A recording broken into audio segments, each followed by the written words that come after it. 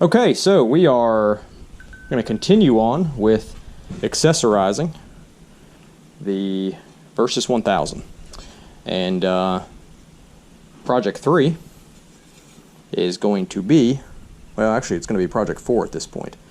Project 4 is going to be putting the TRAX adventure box on the back here with the passenger backrest. And step 1, at least in putting this plate on, is pretty easy. And it's going to be step 1 and 2 that we'll go over. And you're going to take this stock, we'll just call it the, I don't know, rack, really small. We're going to take this off, and then this one's going to go on, okay? So that is step 1. And then the next thing we need to do is mount the plate to this, I guess we'll mount a plate to the plate. And this plate here from SW Motech is going to replace the stock one here that we're taking off now. And then there's another one that goes on top of that, and that is your mounting platform that secures the box. So anyways, I'm not going to make you sit here and watch as I back every single one of these bolts out, but the short story is this one comes off, this one here goes on, okay? We'll pick back up. Okay, so now we're putting what we'll call plate 1 back on. And SW Motech does want you to use some liquid thread locker, blue, so not the red stuff. You want something you could get off if you ever had to. So the other one came off easy enough. This is going on really easy, but don't forget they do want you to use liquid thread locker. And then they're putting, I don't know, it looks like about 6 foot-pounds. All I'm going to do is just snug these down. I'm not worried about getting it perfect. But anyways, so plate 1 is going on. It's going on nicely. And just don't forget that underneath, you see these little silver things? Those are spacers that need to go underneath. Okay, but the instructions outline to do this, and this is simple enough. So anyways, I'm going to tighten this down, and then we will move on. Okay, so we are moving on to the plate for the box itself. So we've got plate 1, plate 2, and there is some assembly required when you take this out, and it's mostly these things right here. Okay, 1, 2, 3, 4, and then this this retaining bracket right here for the back of the box. Okay, and then there's like a little turn handle here, and what you do is you turn it this way, and it fits through. You see this little, I want to make sure you can see it real good. There's kind of a, this, I don't know what shape it is, but it is a shape that is very similar to this shape right here. Okay, and what this does, this goes in here, and you kind of forward, down. Okay, so it does have 2 little retainers on the front right here. Okay, so that goes down in, and I'm not worried about tightening this up yet until we get the box in here, see where that needs to go. And then you kind of push down, turn, and then you'll hear, it says in the instructions, you'll actually hear a click. Yeah, okay, so, and then that is on there rock solid. And then we just need to figure out how far back and forth this needs to go in order to retain the box. But it looks like at this point the box is about ready to go on. So let's get the box out. I will say the box came in a nice little package. I already kind of semi-unpacked it here, but if you look, SW Motech comes in a little carrying case here. And here is the beautiful box. We will take this over here. And on the bottom, yeah, so it slides from back to front and kind of click forward. Not a bad look. So, okay, well, let's keep moving. Okay, so it is mounted, and it's pretty. It is solid though. Like, I mean, there is no jiggling around. There's no play in it. It is it's absolutely solid. And I think on the bike it looks pretty good. I did not want one of these, 60-liter gigantic bulbous boxes, and that was kind of my complaint with some of the Gibbies, was that they were just kind of It's kind of bulky, and I didn't need anything I could put, you know, a small child in the back of. I just wanted something to be able to, you know, maybe put one helmet, which this looks like it will have the room to do that. And all the connections and just touching the box, it feels really solid. There is some more stuff we need to do to the box as far as putting the retainers in here. I've got the accessory bag coming as well. But overall, I really like it. I think it's a good look on this bike, and it actually complements it rather than just looking like you threw a gigantic chest on the back of it.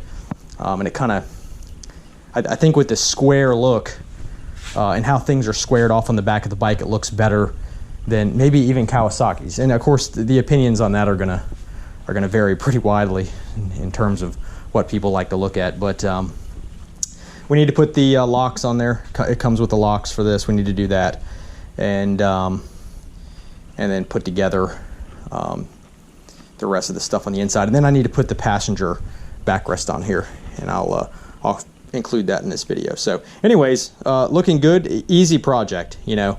I'm probably like 20 minutes into this job, and it's going pretty good. So all right, we'll check back in.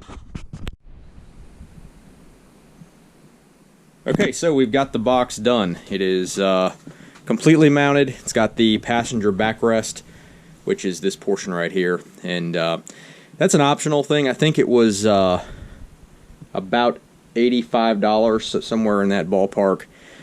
And I will say, while it's not the absolute best backrest that I've ever sat on, or even, you know, comparable to something like that, it's decent, and I guess you could say it's better than leaning against the box, which would be pretty awful. It was easy enough to mount. You do have to drill into the box in order to install this, but you know, 5 holes, and I do recommend that you drill some smaller pilot holes, because there is not much room for error in terms of mounting this. So yeah, it's pretty decent, and the top of the backrest kind of flips up with the box lid, and it's pretty decent. The only thing I would say is, like, the box kind of has a forward lean, which hopefully you can kind of see what I'm talking about there. The box doesn't really lean backwards. It's, you know, maybe forward a bit, if not like completely vertical. So it's not bad. I sat against it, and it's, you know, it's all right. The box comes off real easy. We keyed the locks. That was easy enough. And the only thing I would say is you cannot pull the key out when it's in an unlocked position.